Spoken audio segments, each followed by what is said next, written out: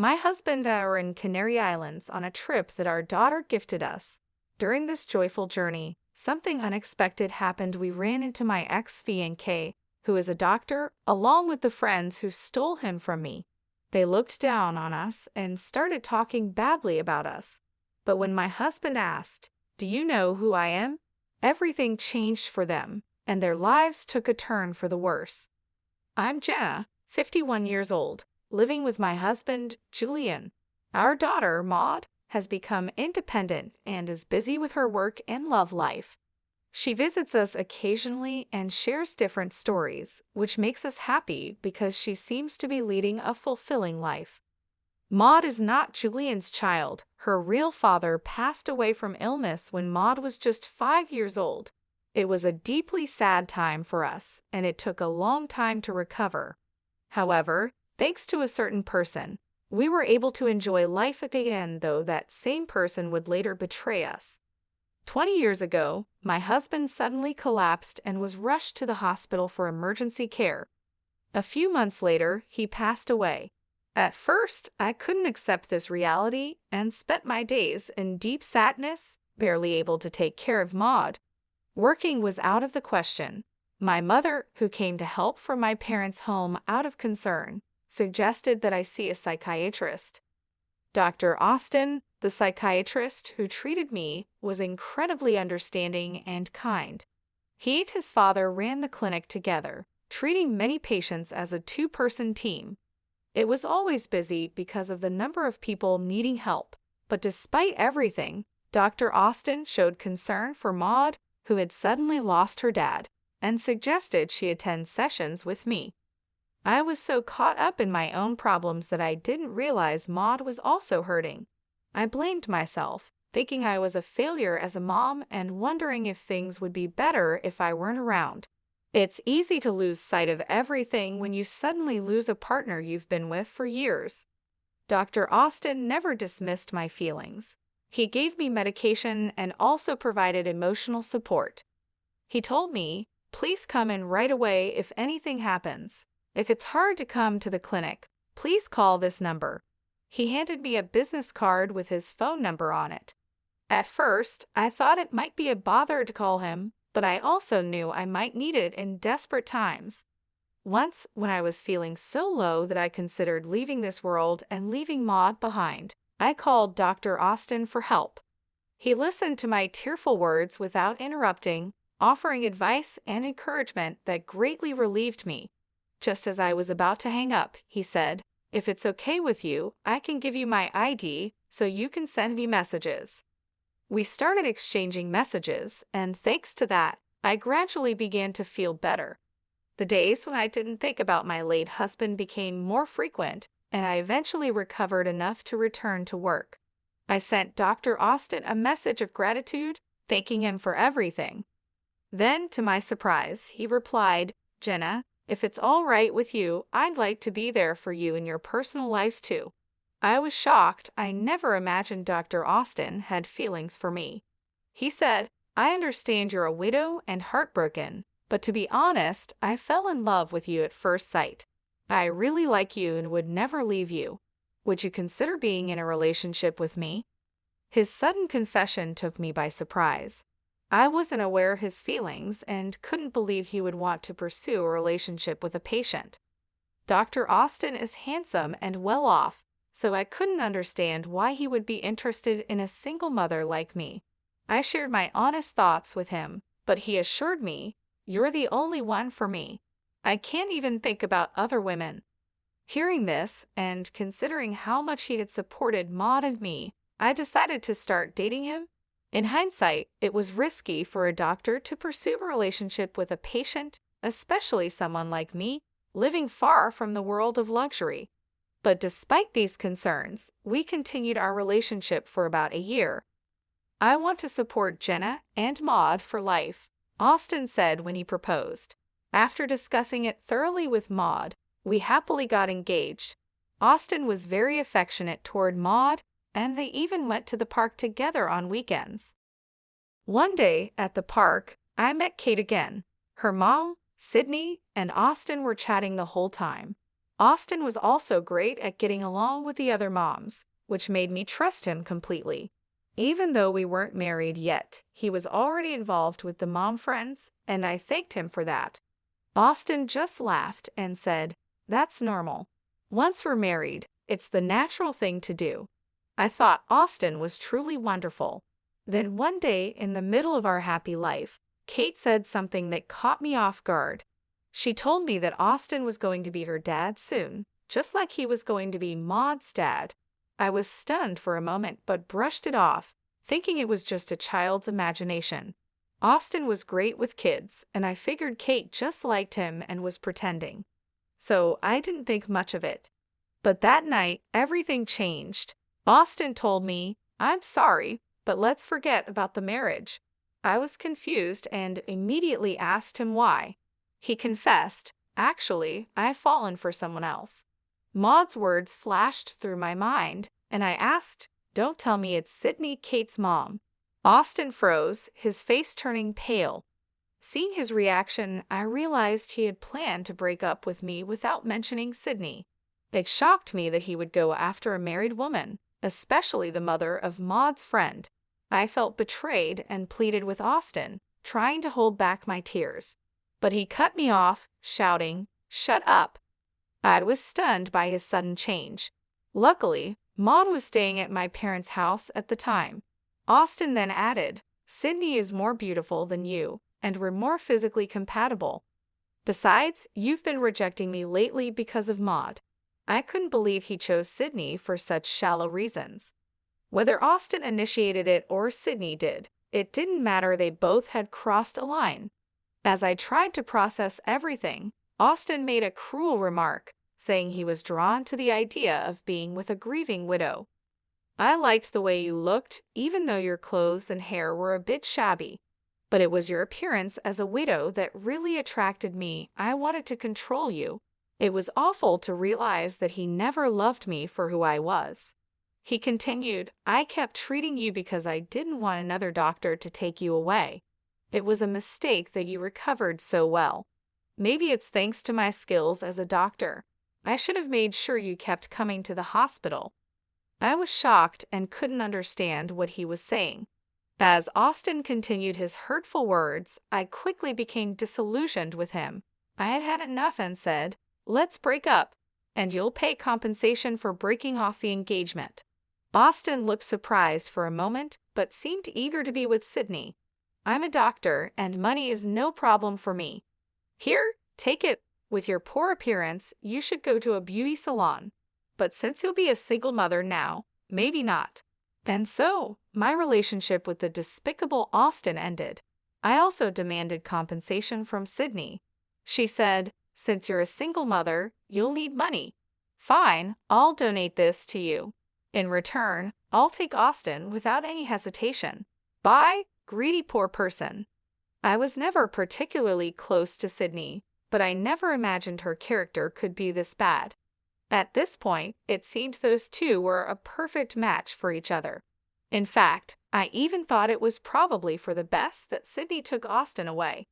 Later, I found out that Sydney got divorced, and within 3 months, both she and Austin had left town. However, since Austin's father's clinic was in the area, they likely hadn't moved far away. By the way, Kate, who was excited about Austin becoming her dad, ended up under the custody of Sydney's husband. Apparently, it was too difficult for Sydney's husband to raise Kate alone, so he also moved back to his parents' home. This news made Maud burst into tears. "I don't want Austin to leave," she cried. More than being upset about Sydney taking Austin away, I was heartbroken to see Maud cry. I had never wished for someone's misfortune before, but after everything that happened, I sincerely hoped those two would be unhappy. Now, at 51, I'm very happy. I thought I was done with men, but then I met someone by chance and remarried. He's nothing like the despicable Austin, a truly wonderful man who cares deeply for both Maud and me. His name is Julian, and he's 55 years old. Although he's usually busy with work, he frequently makes time for our family. Now that Maud is independent and it's just the two of us, we're living like newlyweds. Then one day, he handed me something and said, "Here, take this and go enjoy Canary Islands." I received tickets to Canary Islands from Maud, who had gotten a bonus at work. She even booked the hotel for us. "Oh no, that's too much," I said, feeling overwhelmed. It was our first overseas trip. "Aren't you coming with us, Maud?" I asked. "It's a token of my appreciation for all you've done, so go enjoy it together," she replied. We accepted Maud's kind offer and decided to go on the trip to Canary Islands. It was our first overseas trip as a couple, and it was incredibly fun. After a long day of sightseeing, we headed back to our hotel. Suddenly, I heard a voice. "Huh, is that Jenna?" I turned towards the voice and, to my surprise, saw Austin and Sydney, the ones who had betrayed me at the same hotel we were staying in. "Who's that?" Austin asked, pointing at Julian. "He's my husband," I replied. Both of them started laughing. "You remarried, but your new man looks, I don't know, kind of poor," they said, suddenly insulting Julian. It's true that Julian isn't fussy about his appearance and rarely wears brand-name clothes. "Excuse me, but what brand is that outfit?" Austin asked in a clearly condescending tone. When Julian mentioned the name of a clothing chain store, the two of them burst into laughter. "What? You shop there? You're poorer than I thought. Unbelievable. Isn't that the store where only really broke people shop?" They mocked a person they had just met, and I was so shocked that I couldn't speak. "You seem to be struggling with money, yet you're on a trip to Canary Islands. Are you sure it's okay?" Austin questioned. Julian responded calmly, "Actually, it's a gift from our daughter, which we're very grateful for." Julian's smile and composure showed a mature response. "Daughter? You mean Maud? She's already an adult, but it's pathetic to beg your own child for a trip to Canary Islands. If you're going to beg, ask for clothes, not a trip," they continued mocking. "Exactly, Jenna, still living a poor life even after getting married. Isn't that crazy?" Their rudeness was too much, and I was furious, ready to respond. But before I could say anything, Julian spoke up. "Excuse me, but Jenna is not poor. While it's questionable to berate a stranger, I cannot tolerate insults toward Jenna." Julian stood up for me. "Huh? What are you trying to prove, poor man? Do you even know who I am?" "I'm a doctor," Austin boasted while laughing. "Really? You're a doctor?" Julian calmly asked. "Yes, I am the only son of a clinic owner, and I'll be taking over as the head doctor soon." "Impressive, right?" Austin continued arrogantly. "Doctors are rich and can choose any woman they want. You poor people are in a different league, you just look poor." I couldn't bear to listen to Austin's words anymore, and meanwhile, Sydney stood there with a nasty smirk on her face. "You keep calling me poor, but do you even know who I am?" Julian asked, clearly frustrated. Austin, thinking he had the upper hand, dismissed him as just some poor guy. In the short time we had been talking, Austin had used the word poor so much that it seemed like his favorite insult. It was obvious that he looked down on others. But then Julian said something that completely changed the smug attitudes of both Austin and Sydney. "Actually, I think I'm quite well off," Julian began. "I run a pharmaceutical company." "What?" Austin exclaimed, clearly shocked. Yes, Julian had inherited a major pharmaceutical company from his father. In fact, he even supplied the hospital where Austin worked. The realization hit Austin hard. He finally understood who Julian was. "No way. You're the president of the company we rely on." Seeing Austin's shocked expression, Sydney started to panic. Julian remained calm and polite, saying, "Thank you for using our services," with such elegance that I found myself falling for him all over again. Sydney, desperate to regain control, snapped, "So what if you're a pharmaceutical company president? If the doctors decide not to use your drugs, it's over, right? Austin, stop dealing with this guy's company." But Julian wasn't fazed. "That's not possible," he replied. "The decision is made by the head doctor and the pharmacists. It's not something I can interfere with." Austin's face turned pale as he realized the gravity of the situation. Sydney, too, went pale as the reality of what they had done sank in. "Did we just make a huge mistake?" she asked, and Austin could only nod in response.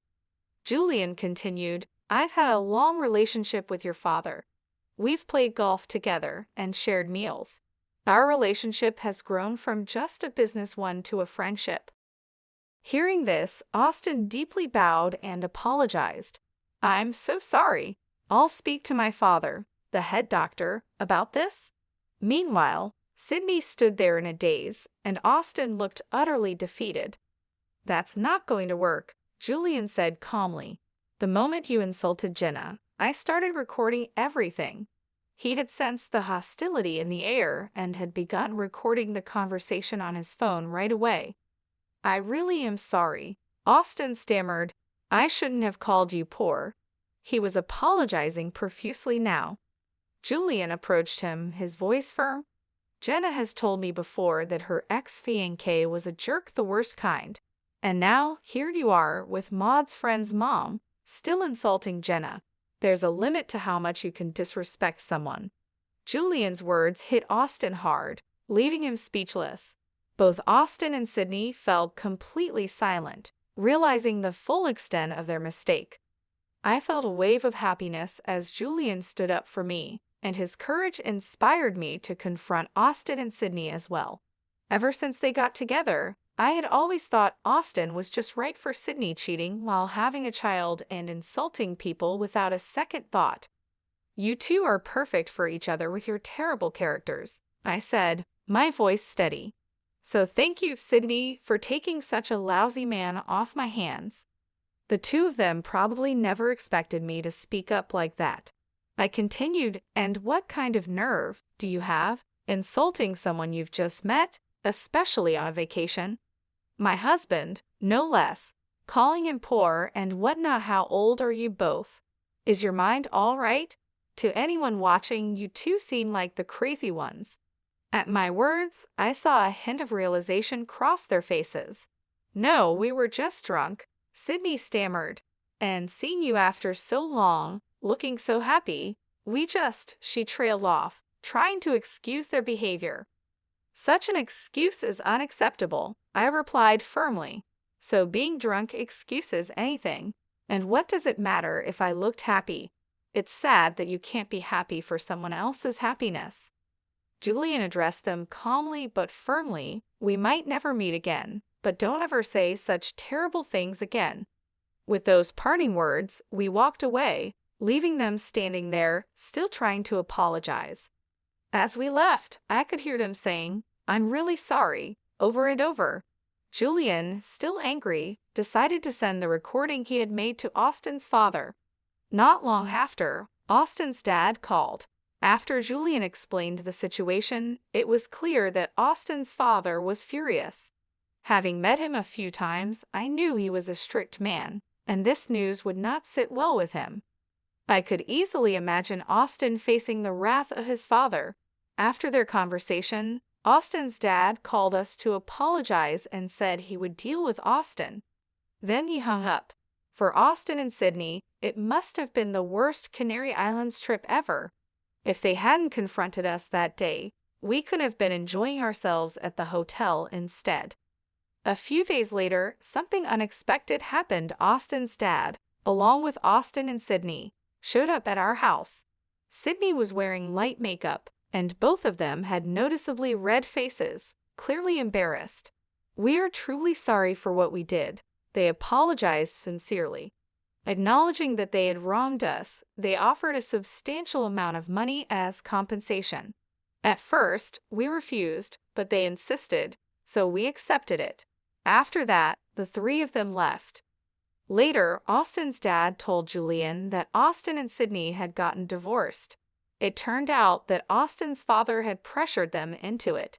He had never approved of their marriage from the start.